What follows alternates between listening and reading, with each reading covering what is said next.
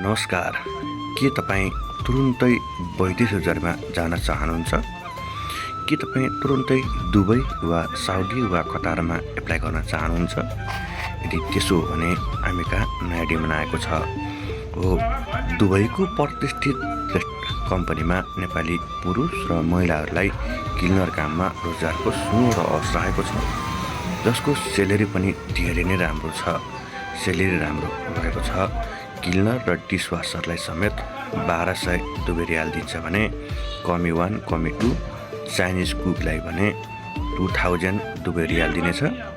त्यसै गरी साउदीको लागि बिल्डिङ इलेक्ट्रिसियन चाहिएको छ। सेलरी 1500 साउदी रियाल दिन्छ। बिल्डिङ इलेक्ट्रिसियन भने सामान्य नेपालको सिटिबिटी अथवा 1 महिना 1.5 महिना तालिम गरेको भए हुनेछ।